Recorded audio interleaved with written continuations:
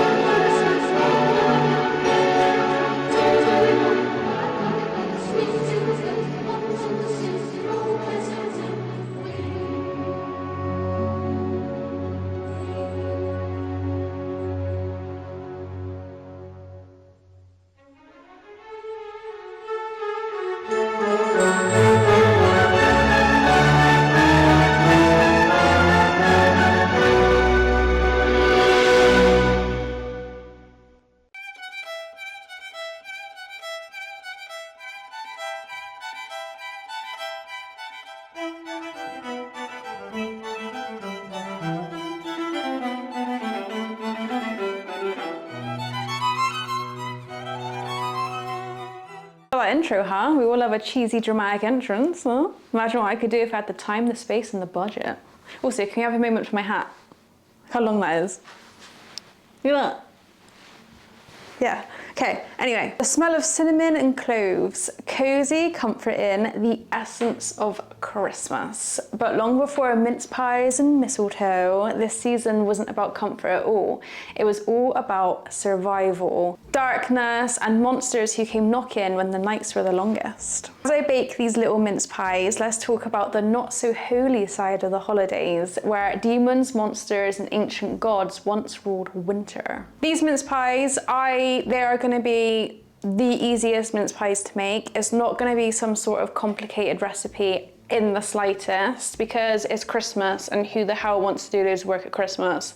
Not me, not you, not no one. Not me, not Hermione, you!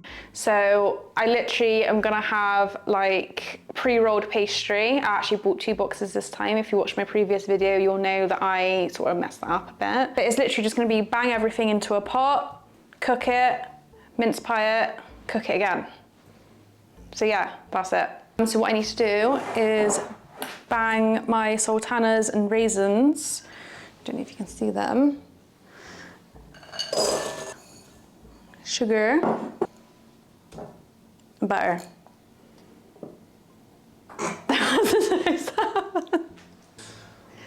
Into the pot, not on the side. Before Christmas got all holy and wholesome, midwinter was, well, kind of feral. A full-blown pagan party, bonfires, feasts, and a little bit of mild human panic that the sun might never come back. Up north they called it Yule, 12 long frozen nights of booze, bonfires, and doing whatever it took to stop the gods from turning you into, well, frozen human jerky. People feasted hard because they didn't know if they'd make it to spring. They also believed in something called the Yule goat, a Scandinavian tradition often associated with Sweden. You see, back in the day up north, goats weren't just farm animals. They were believed to be this like supernatural winter creature. This ancient beast from folklore used to roam from house to house during the darkest nights, sometimes demanding offerings such as goat sacrifices just to keep it happy. Which, if you ask me, I don't think he really thought that through, because if you're gonna demand a sacrifice, why are you demanding like yourself? Do you know what I mean? Like, he's a goat, he wants goats. Just, I don't think he thought that through. Sounds really messy, but let's be honest, if you were going to be snowed in with no sunlight for weeks on end, you would probably start sacrificing goats as well. They also kept the Yule log burning for days, keeping evil spirits out and the fire alive, because if that flame died, well, there was probably a good chance that you would as well. They dragged evergreen trees inside, like fir, pine, and holly and other trees like that, as sort of living proof that life hadn't completely given up. To them, those green branches were magic. They didn't wither in the snow when everything else did, so they became sort of like charms against death, like a promise that the sun would eventually rise once again. Every flicker of fire, every toast of mead was kind of a spell. Not just celebration, but like survival. It was messy, pagan, and probably smelled like smoke and fear. Imagine Christmas, but with more blood offerings and less Mariah Carey. Right, okay, so like I said, this recipe is like super easy. You just bang everything into a bowl. The only real effort that you've really got to do is to grate some apples, and I also need to grate the zest of an orange, and you need to juice the orange as well. So that is what I'm literally just about to do. 2 hours later. Tomorrow. Right, I feel like that'll be enough. Right, just gonna bang it into the bowl. It smells really nice. I love the smell of orange. Always smells really Christmassy. Now I need to juice my orange. I've actually got a juicer, but I'm not gonna lie to you, I cannot be bothered to set it up. So I'm literally just gonna cut it in half and stick a fork in it. Because why does it matter where the juice comes from as long as you've got the juice, do you know what I mean? Because why does it matter where the juice comes from as long as you've got the juice, do you know what I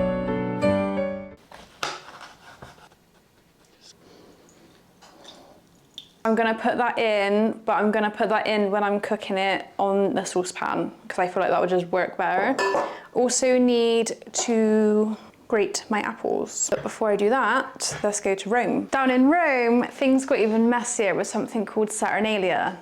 I think I've said that right. A week where the rules were completely flipped upside down. Slaves dined like kings, gambling was encouraged, and everyone worshipped Saturn, the old god of plenty. Basically, it was chaos with candles, kind of what the Romans did best. It was a week-long free-for-all, all in Saturn's honor. Masters served their slaves, everyone got to wear these bright-colored hats called pileas.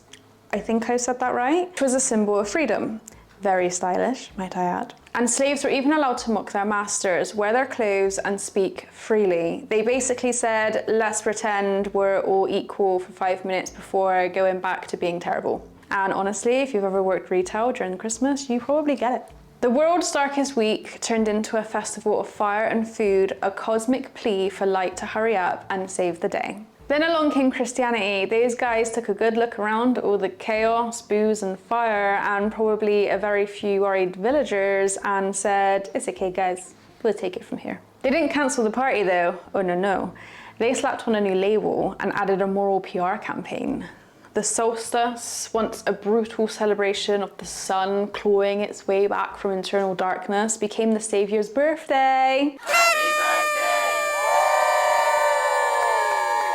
Suddenly, the apocalypse had a schedule. The Yule log, that roaring symbol of life stubbornly defying death, got baptized, and poof, the pagan pyre turned into the holy centerpiece. Evergreen trees, once humble charms, dragged indoors to prove life could survive winter, now they're shiny plastic symbols of eternal life that you can buy from your local supermarket, covered in lights, twinkling like tiny moral victories over frostbite. Essentially, the church took the party or parish vibe of Yule and turned it into eat, drink, be merry, and remember, eternal consequences are included at no extra charge.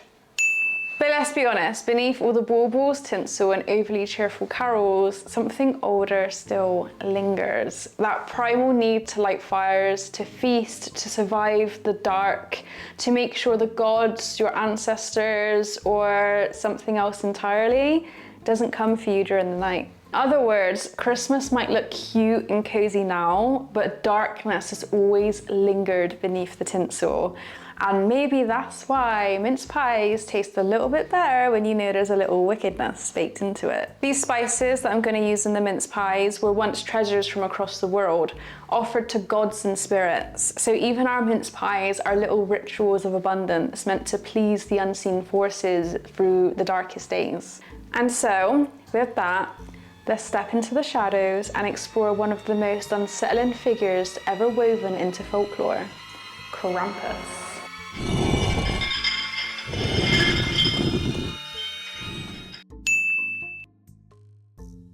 I need to grate my apples. Let's do this. Let's do this thing.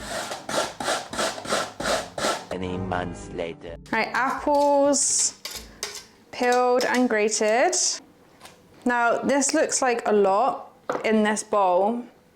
Now, I have to try and get all of this to fit in this. I don't think that's gonna work somehow. But we'll give it a go. And I know what you're thinking, I probably should have just stuck it in here instead of sticking it in. I haven't done my spices. I'm just going away, I haven't even done any of my spices. It doesn't tell me how many, like, of what spice to use. So I'm just gonna put in like a teaspoon of each because I don't know. I feel like in the olden days when they were making mince pies and stuff, they wouldn't have like really measured stuff. So I'm just putting it in. No, no. I'm overdoing it. Yeah, I thought so. That's my thing with spices and stuff like that. I just want to put the whole shebang in. But I gotta remember that less is more. That was ginger. This is allspice. That'll do. Nutmeg. But I gotta remember that less is more. I do what I want. And then cinnamon. Should I have done that in the saucepan? Probably, but there's a time and a place for lessons, and this isn't one of them because I will do it again in the future. That was on me. Coordination who? This needs to go onto the stove and you kind of just cook it until everything melts, I think. So that's what I'm gonna do.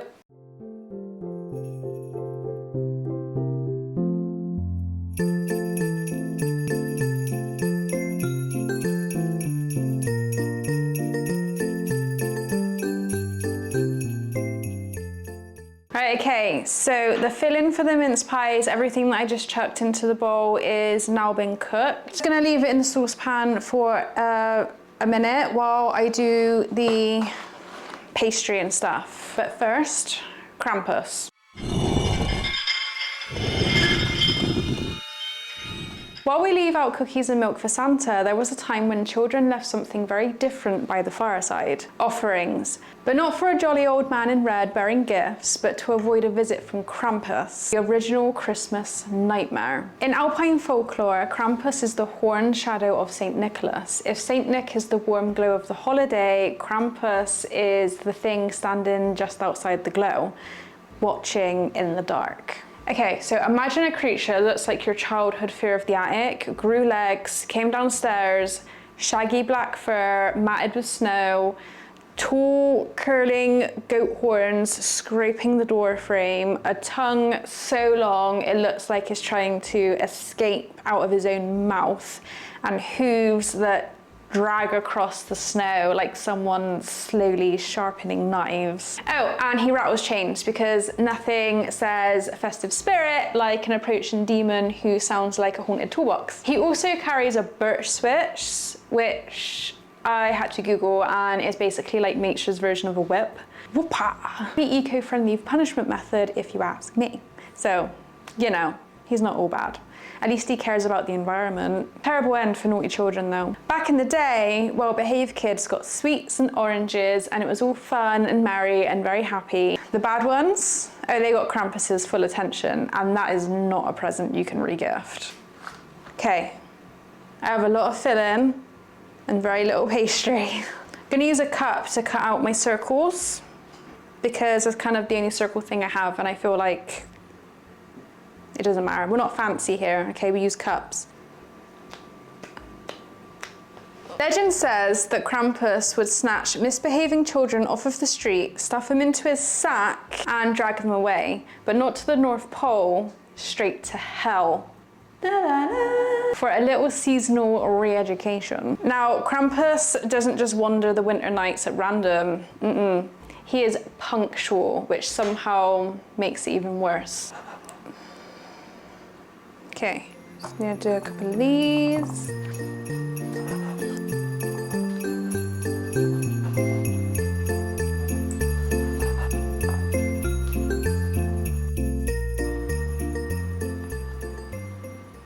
base is done. He appears on the night of December 5th, a night that the Alpine regions call Krampus. I'm pretty sure I said that right, but sorry if I haven't. The streets fill with the sound of bells, chains, and distant growls. It's Krampus prowling from house to house. This is his one annual appointment, his dark holiday tradition, and you better be on time because it's his favourite time of the year. On Krampusnacht, he comes to do exactly what parents have been warning their kids about all year. Punish the naughty, stuff the very naughty into his sack, and carry them away into the frozen dark. No gift list, no second chances, no last minute negotiations. Then after a night of absolute terror and trauma comes December 6th, known as Nickelstag.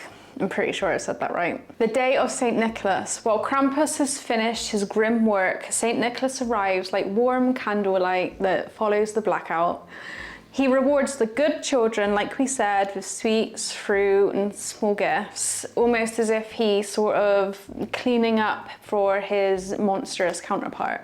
Although Krampus lives in the shadows of St. Nick, let's be clear, he isn't just some like random Christmas boogeyman.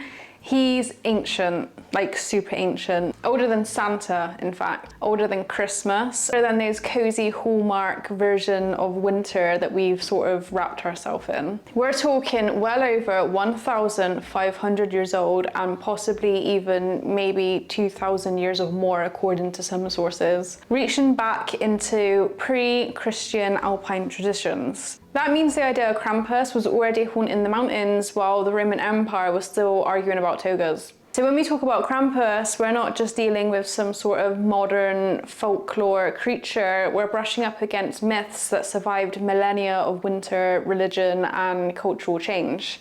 We're talking about a creature so old that Christmas actually absorbed him rather than erased him. Before I explain that, I'm just gonna put my filling in my mince pies.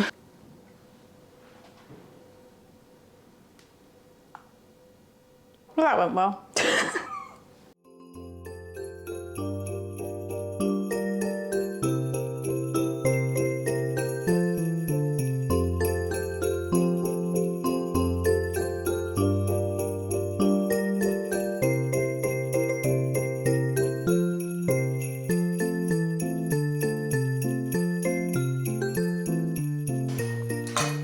Okay, so filling in, I have packed them out quite a bit, so I don't know how that's going to turn out, but I guess we'll find out. Long before decorated trees and gift wrap, Krampus was believed to be part of pagan winter solstice rituals. Remember when we said about the cold, shadowy ceremonies people held to survive like the darkest times of year? The nights were long, sun felt dead, blah blah blah. You get it, you were there when I said it. And if you weren't, you had the option to pause the video, so that's your own fault. In those stories, Krampus wasn't just a monster, he was a force of nature, the embodiment of winter's harsh judgment. And according to legend, he had a truly terrifying lineage. He was said to be the son of Hel, the Norse goddess of the underworld, which means his family tree is basically just one giant red flag. And I ain't talking about Christmas decorations. If Santa is divine kindness, Krampus is the cosmic consequence. But then Christianity spread across Europe and the old pagan beliefs were kind of pushed underground. You'd think that would have been the end of Krampus, but it really wasn't. Despite the Catholic Church's best efforts to ban him in the 1920s and 30s, burn the imagery, silence the rituals, scrub him from winter celebrations entirely, Krampus refused to die. He was having way too much fun spreading horror and trauma and whatever else, and he just wasn't ready to leave the party yet. Somewhere along the way, he got folded into Christmas itself, like a dark stain that the church couldn't really wash out. So now instead of roaming midwinter forests with the pagans, he's walking right behind St. Nick on December 5th, judging the kids and sorting the naughty from nice. The tales of Krampus wasn't just bedtime stories, they were warnings forged in long winters when hunger and cold were real-life monsters under your bed. Krampus might just be an old folklore tale, but behind these stories lay fear of famine and the desperate need to earn your survival. Together, St. Nick and Krampus form the perfect winter duo. The light and the shadow, the reward and the reckoning, the hope of Christmas and the fear that keeps you behaving until it arrives. Right, so I just need to do the tops of my mince pies. And to do that, I have a little snowflake cutter. Probably gonna be way too big, but we will make it work as we do with everything. So watching a child cook for the first time. How dare you? This is a respectable cooking channel, I'll have you know.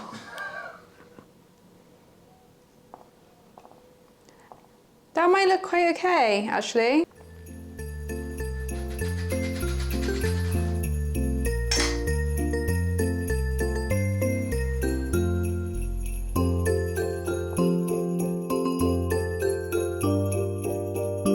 I feel like the tree could work.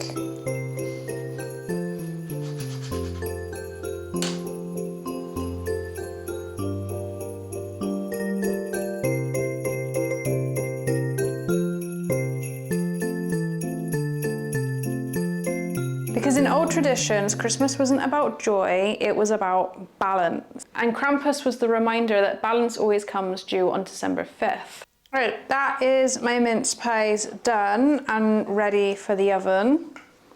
Ta-da! Time to put these bad boys in the oven. Okay, mince pies are in the oven. I've got about 20 minutes before they either become festive perfection or charcoal hockey pucks. Hey, psych me, do you want to take over while I try not to burn down Christmas?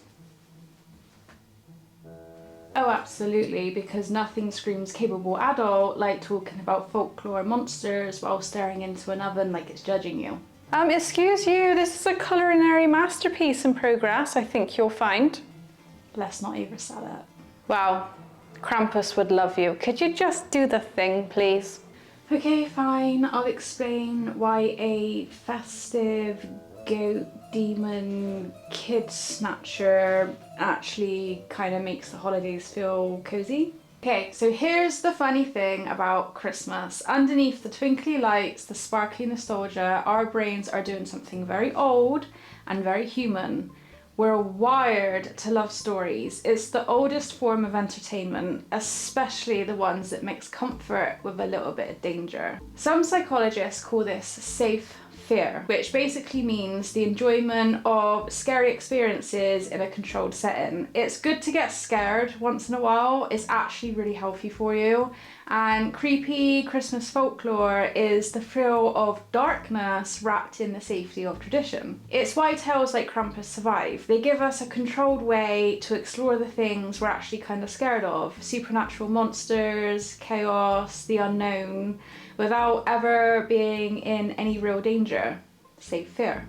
And Christmas folklore hits an even deeper level because almost every culture, winter has always been storytelling season. Long before the comfort of electric light, central heating, TV, and whatever other comforts we may have, as we said, winter wasn't cute. It was genuinely deadly. Food was scarce, nights were long, and the world felt bigger and darker than anyone could understand today. So people did what humans do best. They told stories. Winter folklore wasn't just entertainment, it was a survival tool. Myths explained strange sounds in the dark and gave shape to fears that people couldn't name. They reminded everyone of the rules that kept the community alive and safe. Don't wander off, don't steal, don't break trust, because back then in winter, one mistake could cost lives. But these stories weren't just warnings, they were also bonding rituals. Sitting around a fire and sharing legends created a sense of togetherness, a feeling that we're facing the dark as one. Fast forward to today, and our winter survival is easier. We just eat a load of mince pies and our gym jams in front of the telly. But for some of us, our brains still crave the ritual, the meaning, and of course, the monsters hiding under the mistletoe. Back to me in the kitchen.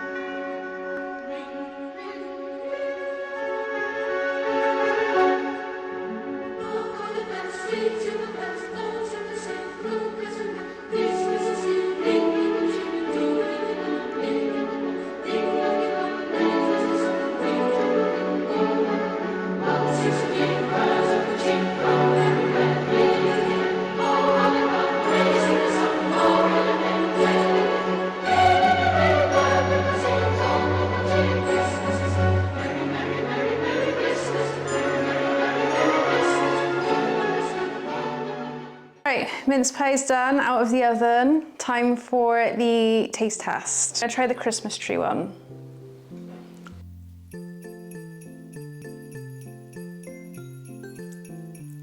That tastes like a mince pie. That tastes really good. That is actually so good.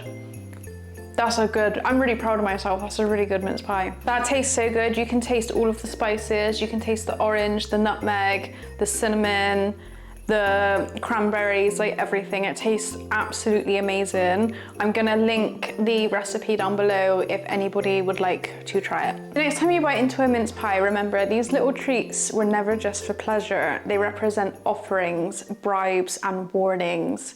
Tokens to keep the spirits, the cold, and the things that watch in the night at bay. Be careful what you wish for this Christmas, because the dark remembers the selfish, the cruel, and the unkind. And as we know, some visitors do not forgive. I hope everybody has a nice Christmas. I hope if you try these mince pies, you enjoy them. And hopefully Krampus doesn't come for you during the night. Don't forget to like, comment, and subscribe. Cheesy. That'll never not be cheesy. Yeah. Merry Christmas. Bye. Then he wished for all children to fade away, to be the only one to play with all the toys he wished for in greedy, uncaring joy. A wish heard not by Santa, no by another. Krampus, the dark creature, will come, shining claws. Yes, yes he comes. Oh, Krampus comes this day, not to spread joy, but to destroy. Well, you know, we're not fancy here. The Howard's well.